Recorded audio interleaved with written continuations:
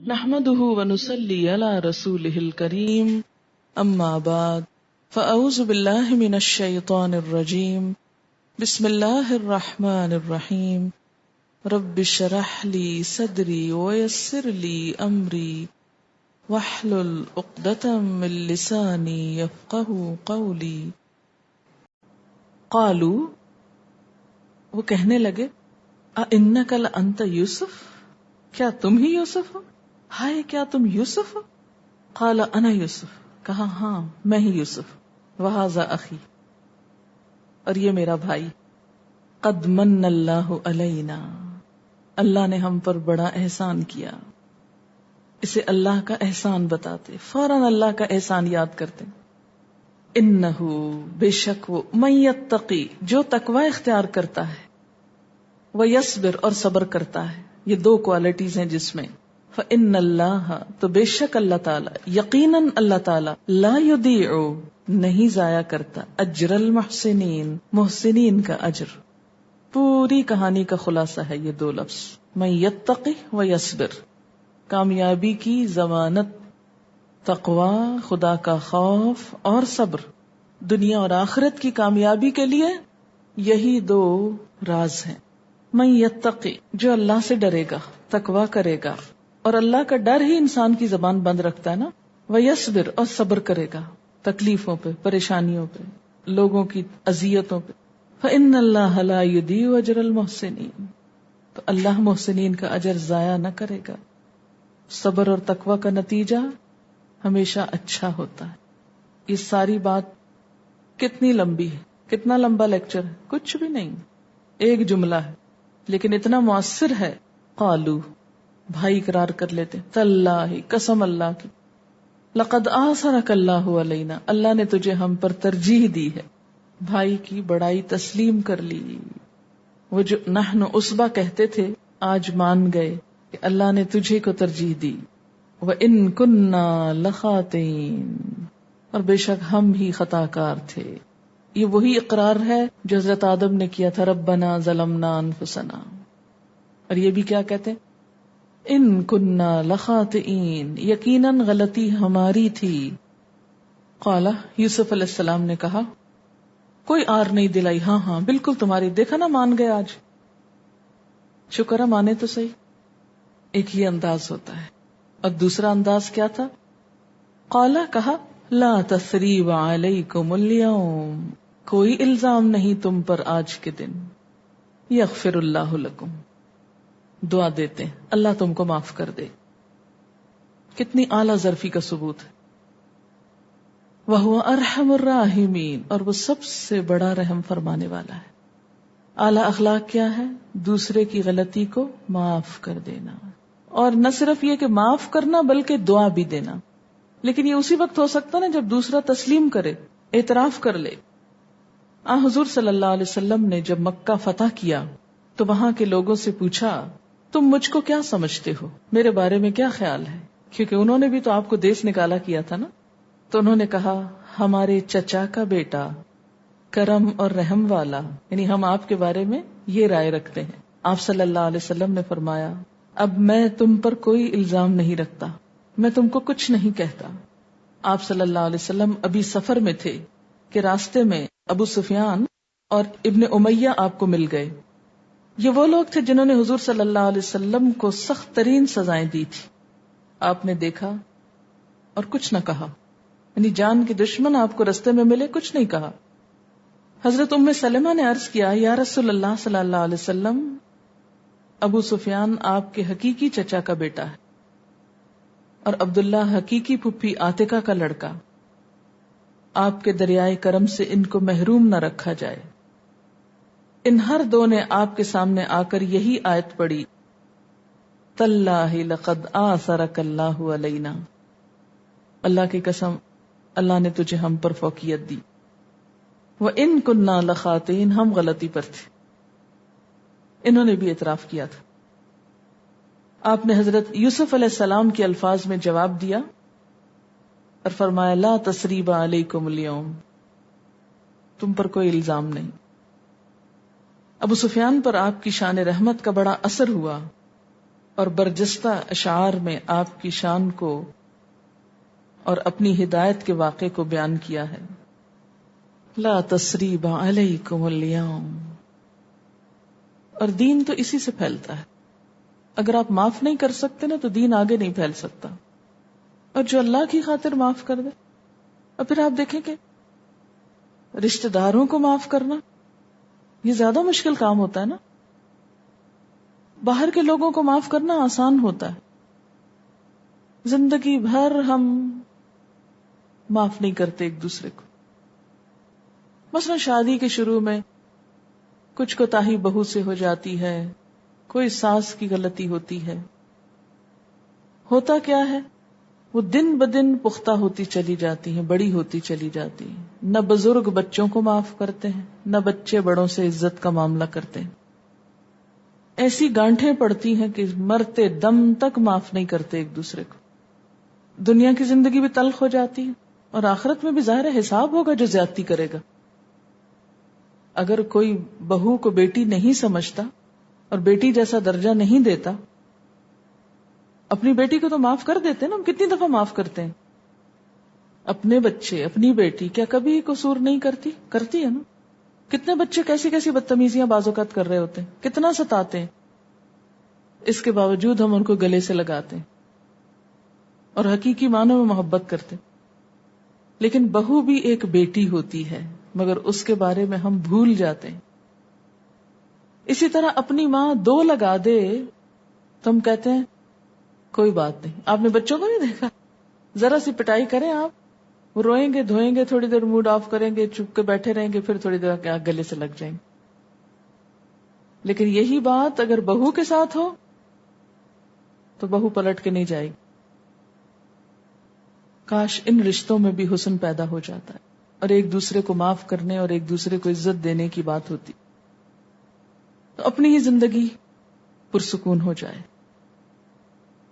تو یہاں معاف کیا جا رہا ہے ان کو جنہوں نے کنویں میں پھینک دیا تھا, اور کس خوبصورتی سے معاف کیا جا رہا ہے. لا تثریب علیکم اليوم یغفر اللہ لکم. بخشش کی دعا بھی مانگ رہے ہیں.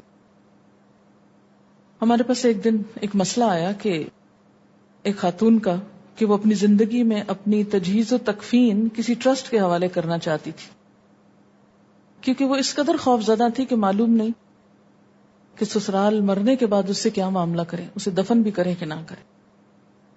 اس قدر بے اعتباری. تو جب رشتوں میں محبت نہیں رہتی نا, زندگی بے سکون ہو جاتی. اور ان رشتوں میں محبت صرف قربانی, صبر اور تقوی سے آتی. اور جو یقین رکھے کہ ان اللہ لا یضیع اجر المحسنین, اللہ میرے احسان کا اجر ضائع نہیں کرے گا. جو میں اچھا کروں گی اللہ اس کو ضائع نہیں کرے گا, کوئی قدر کرے کہ نہ کرے. ساس اگر نہ بھی خوش ہو یا بہو اگر نہیں بھی خوش, اللہ کو تو پتہ نا کہ میں دوسرے کے ساتھ کتنی مخلص. اور اگر ہم دل میں کھوٹے ہیں کبھی اصلاح نہیں ہو سکتی. اب کیا ہوتا ہے, فرمایا اذهبوا بقمیصی ھذا, لے جاؤ میری یہ قمیص, فالقوه علی وجه ابی, اسے میرے باپ کے چہرے پہ ڈال دینا جا کے. یأتی بصیرا, اس کی بینائی لوٹ آئے گی, دیکھنے لگ جائے گا. واتونی باہلکم اجمعین, اور تم سارے گھر والے میرے پاس آ جاؤ, میرے پاس آ کے رہو. اور کہتے ہیں کہ یہ سبب تھا بنی اسرائیل کے مصر آنے کا, فلسطین چھوڑ کر. اور یہ سوال تھا کس کا؟ قریش کا, کہ بنی اسرائیل مصر کیوں چلے گئے تھے. یہ اس کا جواب دیا جا رہا ہے. اس موقع پر کہا کہ تم سب آ جاؤ. کہا جاتا ہے, بائبل کی روایت میں آتا ہے کہ 67 آدمیوں پر مشتمل خاندان یعقوب مصر منتقل ہو گیا, اور 500 سال عزت کے ساتھ وہاں رہے. اچھا, یہاں جو قمیص کی بات ہے نا, تو یہ قمیص کے اندر نہیں تھی کوئی چیز, یہ اصل میں اللہ کا اذن تھا. اسی یوسف کی قمیص باپ کی بینائی لے گئی, اور اسی کی قمیص بینائی لے آئی. تو قمیص کے اندر کچھ نہیں, اللہ کا اذن ہے کہ ایک ہی چیز آپ کے لیے نقصان دہ ہو سکتی ہے اور اسی میں اللہ آپ کے لیے فائدہ دے سکتا ہے. کیوں اللہ تعالیٰ نے شوہر کو سمجھایا, فَإِن كَرِهْتُمُوهُنَّ، یعنی اگر تم عورتوں کو ناپسند بھی کرو، بیوی تمہیں اچھی نہیں بھی لگتی تو صبر کرو. کیوں؟ عَسَىٰ أَن تَكْرَهُوا شَيْئًا، ہو سکتا ہے ایک چیز تم ناپسند کرو، وَيَجْعَلَ اللَّهُ فِيهِ خَيْرًا كَثِيرًا، اور اللہ اسی چیز کے اندر بہت بھلائی رکھ دے. تو زندگی گزارنے کا ڈھنگ اور زندگی کا حسن صبر میں ہے اور معاف کرنے میں. اذهبوا بقميصي هذا فألقوه على وجه أبي يأت بصيرا وأتوني بأهلكم أجمعين. اب کیا ہوا؟ ولما فصلت العير، اور جب جدا ہوا قافلہ. فصلت، فصل کہتے ہیں جدائی کو، اور وصل کہتے ہیں ملاپ کو. واو ہو جائے تو ملاپ، فا ہو جائے. اچھا آپ دیکھیں کہ فا اور وا شیپ میں بھی ملتے ہیں، ایک کے اوپر نقطہ ہے اور ایک جو ہے ویسے ہی سرکل. اگر ہوتا وصلت العیر تو آ ملا کافر، اور فصلت العیر جدا ہوا قافلہ. قال ابوہم، ان کے والد نے کہا، انی لاجد ریح یوسف، مجھے تو یوسف کی خوشبو آ رہی. 20 سال تک باپ جو نبی بھی تھے کوئی پتہ ہی نہیں تھا یوسف کہاں گئے، اور ساتھ مصر میں رہ رہے تھے، کچھ خبر نہیں. لیکن اب اللہ نے خبر دی تو احساسات بھی تیز ہو گئے، وہیں سے سینسز تیز ہو گئی. مجھے یوسف کی خوشبو آ رہی ہے. لولا ان تفندون، اگر تم مجھ کو پاگل نہ سمجھو تو میں تمہیں سچ کہتا ہوں کہ کچھ ہو رہا ہے. تفندون فندہ سے ہے بڑھاپے کی وجہ سے ضعیف العقل ہونا، یعنی اگر تم میری کمزوری نہ سمجھو تو میں کچھ محسوس کر رہا ہوں. قالو، کہنے لگے، تاللہ، اللہ کی قسم. اب یہ جو تاللہ کتنی دفعہ گزر چکا ہے، یہ کون سی قسم ہے؟ لغو قسموں میں سے آتا ہے، یعنی بات کے شروع میں تکیہ کلام کے طور پہ قسم کہتے ہیں. قسم سے تم تو لفی دلالک القدیم، اپنے پرانے خبط میں مبتلا ہو. دلال یہاں مراد ہے خبط، بھول، وہی پرانی بھول ہے. دلال کا لفظی معنی ہوتا ہے راہ حق سے دور ہو جانا. اب باپ کے لیے یہ لفظ جو تھے گستاخی کے لفظ تھے، اور یہ آن دا ہول ان بھائیوں کے اندر موجود تھی یہ چیز. اچھا ایک اور چیز آپ دیکھ رہے ہیں، ایک ہی باپ کے اولاد تھے سارے. یوسف علیہ السلام اخلاق کا اعلیٰ ترین نمونہ، اور یہ ہر جگہ بدتمیزی کر رہے ہیں. اس لیے یاد رکھیے کہ کبھی بہن بھائیوں کو کمپیئر نہ کیا کریں، نہ ماں باپ کیا کریں اپنے بچوں کو، اور نہ ہی دوسرے لوگ کیا کریں. اچھا تم فلاں کی بہن ہو، بس تمہاری تو کوئی ویلیو نہیں چونکہ تم فلاں کی بہن ہو، یا تم فلاں کی بہن ہو تم تو بہت اونچی چیز ہو. یہ رشتے نہ دنیا میں انسان کا معیار ہے نہ آخرت میں. ایک ہی گھر کے اندر ایک شخص کچھ نظر آتا ہے اور باقی بالکل ہی اپوزٹ. مثلا کسی کا رشتہ لینا، اچھا اس کے بھائی کو یا بہن کو طلاق ہوئی تھی، نہیں اس گھر سے رشتہ نہیں لینا. بھئی اگر بھائی نے دی تو بہن بیچاری کا کیا قصور کہ وہ بیٹھی رہے، اس کا اپنا معاملہ، اس کا اپنا معاملہ. تو ہمیشہ ہم بہن بھائیوں کو کمپیئر کرتے رہتے ہیں. اچھا اس کی شکل ایسی، اس کا قد ایسا، اس کی حیت ایسی، اس کی آواز ایسی، اس کا سٹائل ایسا، اس کا وہ ایسا، اس کا. یہ بھی ایسی لغو باتوں میں سے ہے، بیکار باتوں میں سے. ہر انسان کو کیسے پرکھنا چاہیے؟ اس کے حوالے سے.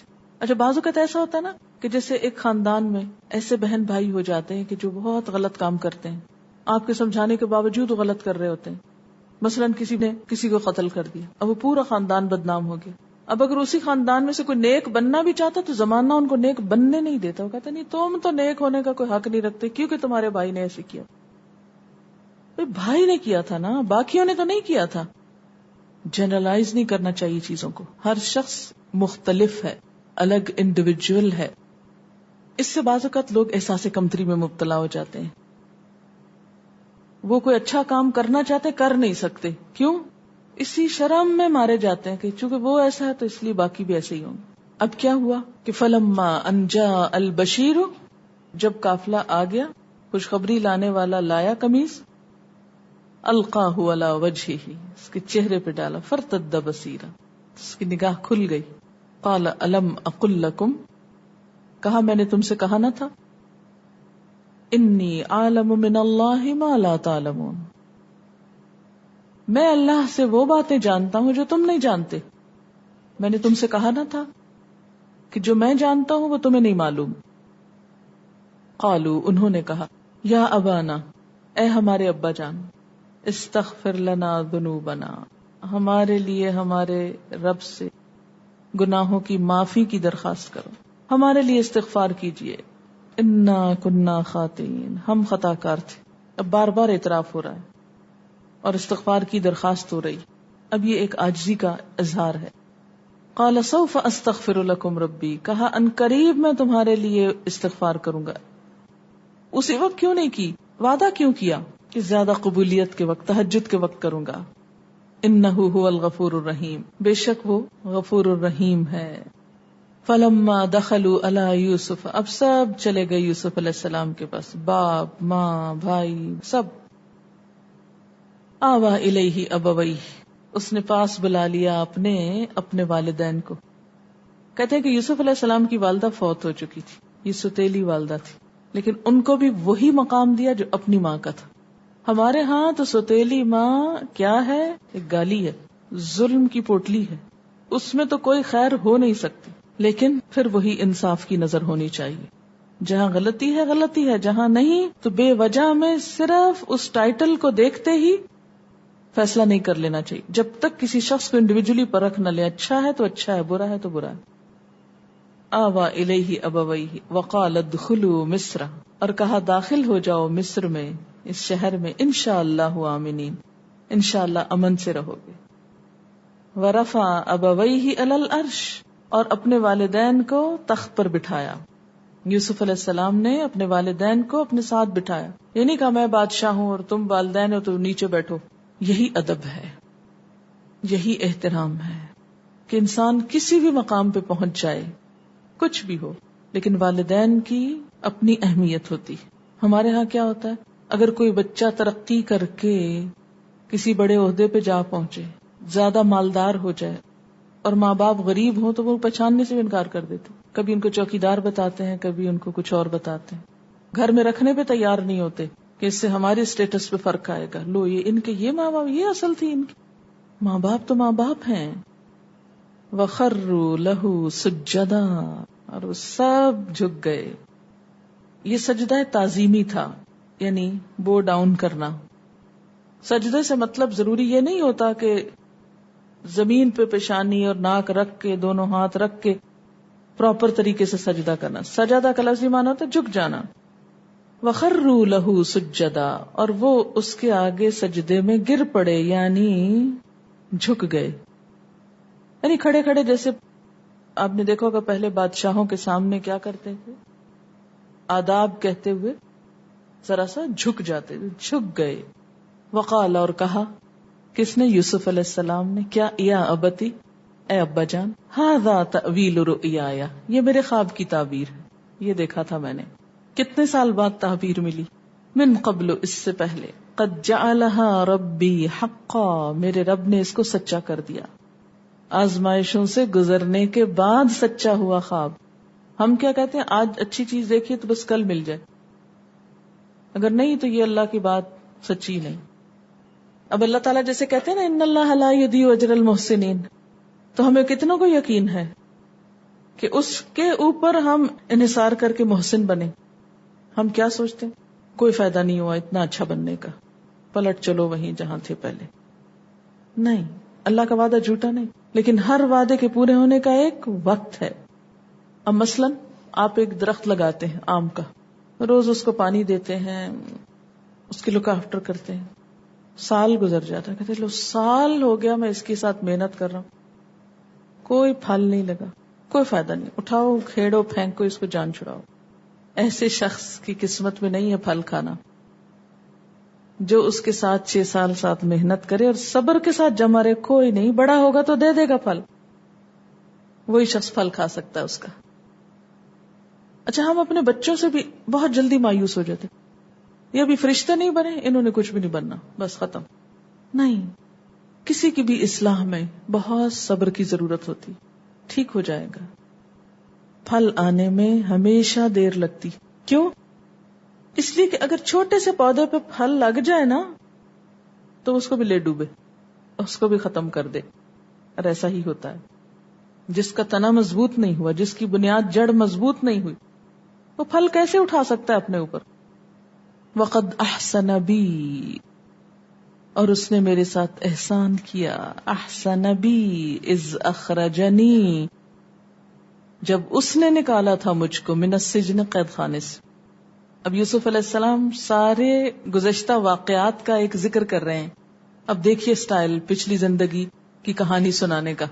ہم جب اپنے غموں کا ذکر کرتے ہیں تو کیا کرتے ہیں؟ یوسف علیہ السلام دیکھیے کیا کر رہے ہیں. ہر چیز اللہ تعالی کے ساتھ. وقد احسن بی، اللہ نے مجھ پر احسان کیا جب مجھے قید خانے سے نکالا. یہ نہیں کہا اللہ نے مجھ پہ بڑا ظلم کیا جب مجھے قید خانے میں ڈالا. ایک انداز یہ بھی ہو سکتا تھا. ہم کیا کرتے ہیں؟ جو نعمت ملتی ہے اس کا ذکر ہی نہیں فرماتے، اور جو تکلیف آتی اس کو نشر کرتے ہیں، اور جو میٹھا ہے وہ کھا کے ہضم کر لیتے ہیں، وہ ذکر ہی نہیں کرتے اس کا. ایک شخص آپ کے ساتھ 100 بھلائیاں کرتا ہے، آپ کہیں منہ نہیں کھولتے کہ یہ اچھا انسان ہے. ایک دفعہ ڈانٹ دے آپ کو، پھر دیکھیں کیا ہوتا ہے. ہم انسانوں کا یہ حال ہے اور یہ کمزوری ہے. وہ قید خانے جانے کا ذکر نہیں کر رہے کہ بڑا ظلم ہوا مجھ پر جب میرے ساتھ ان عورتوں نے یہ کیا اور مجھے وہاں بھجوا دیا. میرا کوئی قصور نہیں تھا، پھر بھی مجھے جیل بھیج دیا. ہر وقت اپنی صفائیاں. وقد احسن بی اذ اخرجنی من السجن وجاء بکم من البدو، اور لے آیا تم کو جنگل سے. احسن بی. اب آپ دیکھیں حقیقت میں تو ان پر احسان ہوا ہے نا، آنے والوں پر، کہ ان کو جنگل سے اٹھا کے اللہ نے ایک محل میں بھیج دیا. لیکن یہ کہتے ہیں اللہ نے مجھ پہ احسان کیا جب میرے رشتہ دار مجھ سے ملا دیے. کیا خوبصورت انداز،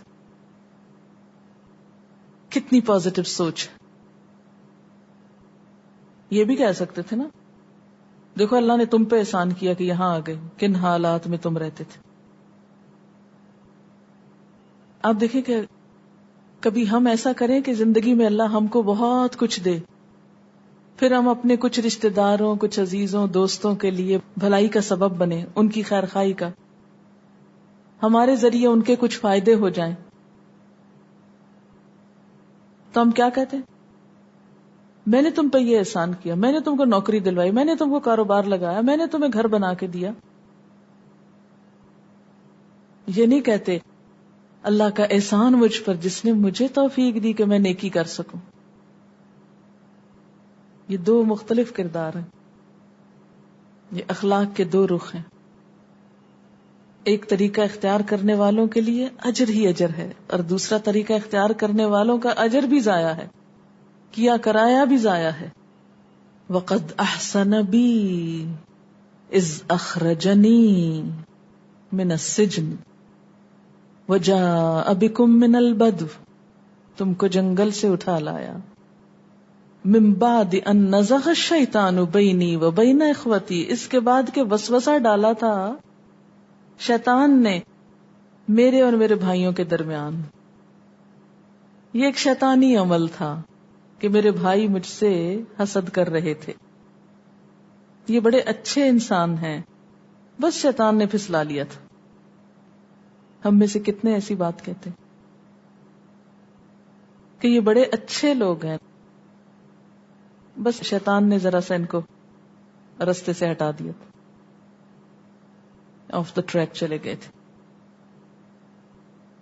ہم تو کیا کرتے، کسی میں قصور نہ بھی ہو تو ڈھونڈ ڈھانڈ کے کہیں سے ڈال دیتے ہیں تاکہ وہ قصوروار نظر آئے تو ہم نیک نظر آ سکیں. وہ بدنام ہو تو ہم نیک نام ہوں گے، اسے گرائیں گے تو ہم اوپر چڑھیں گے. لیکن یہاں کیا حال ہے؟ دوسروں کو اعتماد دے رہے ہیں، نہیں کوئی بات نہیں، خیر ہے، پھر کیا ہوا، چلو ٹھیک ہے، جانے دو. اسی کو کہتے ہیں محبت فاتح عالم، سب کا دل جیت لینا، دوسروں کی غلطیوں کو نظر انداز کر کے اس طرح معاملہ کرنا گویا ہم نہیں جانتے کہ آپ کا کوئی قصور بھی، ایسے بھلا دینا. ان ربی لطیف لما یشاء، بے شک میرا رب لطف کرنے والا ہے جس کے لیے چاہتا ہے، یا باریک بین ہے جو کرنا چاہتا ہے اس کے لیے. اپنے ہر کام میں بہت غیر محسوس طریقے سے کام کر لیتا ہے. اچھا یہاں آپ دیکھیں کنویں سے نکلنے کا ذکر نہیں کرتے، اس کو امٹ کر گئے بیچ میں سے. یہ تو کہا اخرجنی من السجن، یہ نہیں کہا اخرجنی من غیابت الجب، تاکہ بھائی شرمندہ نہ ہو. میرا رب ایسے طریقوں سے کام کرتا ہے کہ پتہ نہیں چلتا. یعنی اللہ کی مشیت تھی یہ سب کہ یہ ہو رہا تھا. ربی، اب اپنے رب کی طرف متوجہ ہوتے ہیں. سب کہانی کے بعد خلاصہ کیا ہے؟ میرے رب، میرے آقا، میرے پروردگار، قد آتیتنی من الملک، تو نے مجھے یہ حکومت دی ہے، یہ مصر کی بادشاہت تو نے مجھ کو دی. وَعَلَّمْتَنِي مِن تَأْوِيلِ الْأَحَادِيثِ، اور باتوں کی تہ تک تو نے مجھے پہنچنا سکھایا، خوابوں کی تعبیر کرنا تو نے مجھے بتایا. علمتنی، آتیتنی، اخرجنی، سب کچھ اللہ نے کیا. فاطر السماوات والارض، زمین و آسمان کے پیدا کرنے والے. انت ولی فی الدنیا والآخرہ، تو میرا دوست ہے دنیا اور آخرت میں. نہ بھائیوں پر اعتماد ہے، نہ کسی اور رشتے پر، نہ مصر کی حکومت پر، نہ اپنی کسی طاقت پر، نہ اپنے علم پر، کسی چیز کا زوم نہیں. صرف اور صرف ایک رب، وہی پرائرٹی. اللہ اکبر، وہی سب سے بڑا ہے، تو ہی سہارا ہے. جس کو اللہ کی عظمت کا احساس ہو جائے وہ پھر ذاتی عظمت کی ساری باتیں بھول جاتا ہے. اس کو یاد ہی نہیں رہتا کہ میں بھی کوئی چیز ہوں. جس کی نظر میں اللہ بڑا ہو جائے. فاطر السماوات والارض انت ولی فی الدنیا والآخرہ توفنی مسلما، میری خواہش کیا ہے، تمنا کیا ہے، آرزو کیا ہے، میرا مقصد کیا ہے کہ مسلمان بن کے جاؤں دنیا سے، اس حال میں مروں کہ تیرا فرما بردار ہوں، میری موت تیری فرما برداری میں آئے، تجھے نہ ناراض کروں. توفنی مسلمن، اسلام کی حالت میں موت آئے. والحقنی بالصالحین، اور جب یہاں سے جاؤں تو نیکوں کی صحبت پاؤں، نیک لوگوں سے جا ملوں. یہ کس کی طرف اشارہ ہے؟ آبائی ابراہیم و اسحاق و یعقوب، ان سے ملنے کا شوق ہے، ان کے پاس جانے کا شوق ہے. کیونکہ جو اللہ سے محبت کرتا ہے اسے خود بخود ان لوگوں سے محبت ہو جاتی جو اللہ سے محبت کرنے والے. ان کے آئیڈیل کون ہیں؟ ابراہیم علیہ السلام. الحقنی بالصالحین، اللہ ان سے ملا مجھ کو. یہ ہے عاجزی اور بندگی کا وہ مقام جس پر حقیقی معنی میں ہم سب کو ہونا چاہیے. وآخر دعوانا ان الحمد للہ رب العالمین. سبحانک اللہم وبحمدک نشہد ان لا الہ الا انت نستغفرک ونتوب الیک. السلام علیکم ورحمۃ اللہ وبرکاتہ.